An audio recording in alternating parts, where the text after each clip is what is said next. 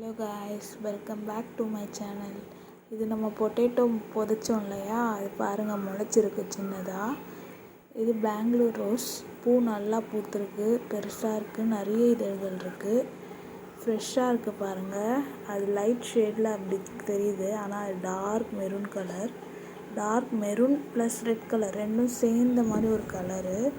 அது செடி நல்லா ஆரோக்கியமாக இருக்குது. இலெல்லாம் பாருங்கள், எந்த ஒரு நோய் தாக்குதலும் இல்லை. மொட்டுலேயும் எந்த பூச்சியோ இல்லை வேறு ஏதோ நோயும் இல்லை. இது நாட் ரோஸ் செடி, நிறைய மொட்டு விட்டுருக்கு பாருங்கள். இங்கே துளிர் எவ்வளோ அழகாக விட்டுருக்கு. இலை நல்லா ஃப்ரெஷ்ஷாக இருக்குது. கீழே கூட ஒரு துளிர் விட்டுருக்கு. இது வந்து pink colour rose, light pink colour, அழகாக இருக்குது. பெங்களூர் ரோஸ் தான். நல்லா துளிர் விட்டுருக்கு. நம்ம கட் பண்ணதுலேருந்து நல்லா துளிர் விட்டுருக்கு. செடி நல்லா இருக்குது, ஃப்ரெஷ்ஷாக இருக்குது, ஹெல்த்தியாக நல்லா ரெட் கலரில் இருக்குது இலையே. இது வந்து நாட் ரோஸ் கட்டிங்ஸ் வச்சதுனால அது மொட்டு விட்டுருக்கு. இங்கே நிறைய இதெல்லாம் வந்து கரிசலாங்கண்ணி, கீரை அதெல்லாம் நல்லா வளர்ந்துருக்கு. இது வந்து ஒரு நாட் ரோஸ் செடி, நல்லா தான் இருக்குது. இதுலேயும் துளிர் விடுது. இது கீழே இங்கே உடஞ்சிடுச்சு, அதுலேருந்து துளிர் விட்டுருக்கு. இது வந்து எல்லோ கலர் ஹைபிஸ்கஸ். இலை நல்லா ஃப்ரெஷ்ஷாக இருக்குது. மொட்டு இன்னொரு மொட்டு விட்டுருக்கு பாருங்கள். இதுதான் my overview of terrace gardening. நல்லா செழிப்பாக இருக்குது, பார்க்கவே அழகாக இருக்குது. அதுவும் எல்லாம் செடி நல்லா வளர்ந்து பூ பூக்கிறப்ப இன்னும் ரொம்ப கண்ணுக்கு குளிர்ச்சியாக அழகாக இருக்கும். ஸோ நான் சொல்கிற டிப்ஸ்லாம் நீங்கள் ஃபாலோ பண்ணாலே உங்களுக்கு இது மாதிரி ஒரு அழகான பூங்க அதிகமாக பூக்கும். எவ்வளோ இதழ்கள் இருக்குது பாருங்கள் இந்த ஒரு ரோஸ்லேயே.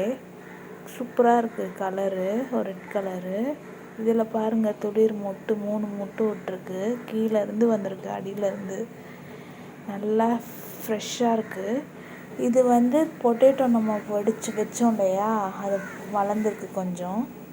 இது செகண்ட் டே எடுத்த வீடியோ. அதுக்கு வந்து கொஞ்சம் முட்டைத்தோல், வெங்காயத்தோல், பூண்டு தோல்லாம் வந்து செடிக்கு ஆரோக்கியமாக இருக்கும். அதனால் அதை எல்லாத்தையும் நான் உடச்சிட்டு போட்டுக்கிறேன்.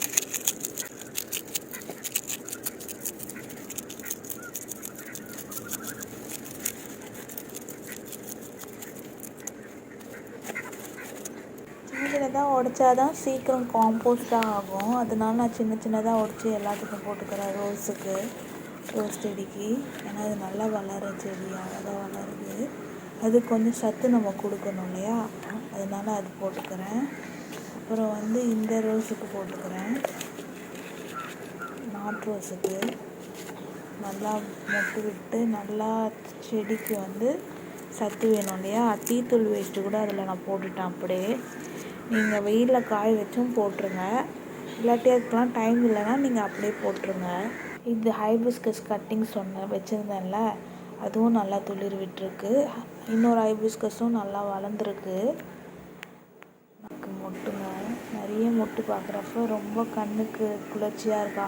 இதில் 6 இலை இருக்குது பார்த்தீங்களா, 7 இலை இருந்தால் தான் நம்ம கட் பண்ணி விட்டுடணும். இது வந்து டொமேட்டோ. இது வந்து பெங்களூர் ரோஸு பார்த்துருப்பீங்க, ஃப்ரெஷ்ஷாக இருக்குது. இது செகண்ட் டே வீடியோ எடுத்தப்போ இன்னொரு பூ கொஞ்சம் பூக்கிற கண்டிஷனில் இருந்ததில்ல, அது வந்து ஃபுல்லாக பூத்துச்சு.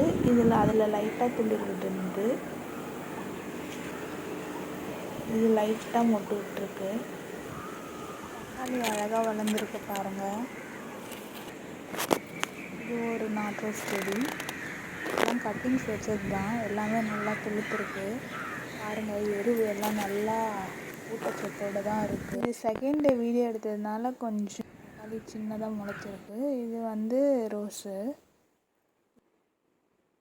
மொட்டு நல்லா பெருசாக இருக்குது பாருங்கள். இதுலேயும் மொட்டுலாம் நல்லா தெரியும். கிட்ட காமிக்கிறேன் பாருங்கள். இது இப்போ இந்த செடிலாம் வேஸ்ட் செடி, ரோஸ் செடியை அஃபெக்ட் பண்ணும். ஸோ அது எல்லாத்தையும் நம்ம பிடுங்கிடலாம். கரிசலாங்கண்ணி, கீரை எல்லாமே நல்லது தான். அது வந்து நம்ம தனியாக வேறு எங்கேயாச்சும் வச்சிடலாம். ஏன்னா இந்த ரோஸ் செடியை வந்து அது பாருங்கள் எவ்வளோ ரூட்டு போயிருக்கு. ரோஸ் செடிக்கு ரொம்ப கஷ்டமாயிடும் அப்புறம் வளர. மண் நல்லா லூஸாக இருக்குது, அதனால தான் நிறைய செடிங்க வளர்ந்துடுது அதுலேயே.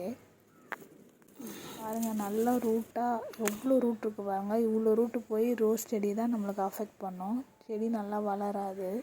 எல்லா சத்தும் இதுங்களே எடுத்துக்கும். ரோஸுக்கு அப்புறம் சத்து கிடைக்காது. ஸோ நான் எல்லாத்தையுமே பிடுங்கி எடுத்துடுறேன்.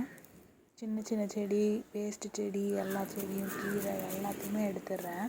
அப்போ தான் ரோஸ் செடிக்கு ஃப்ரீயாக இருக்கும். மண் கொஞ்சம் மாய்ஸ்டாகவும் இருக்கும். இதெல்லாம் இழுத்துக்கிறதுனால சத்து, தண்ணி எல்லாமே எல்லா செடியுமே இழுத்துக்குது.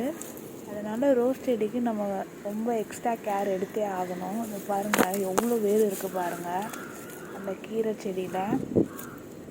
மண்ணெலாம் நல்லா இருக்குது, ஃப்ரெஷ்ஷாக தான் இருக்குது.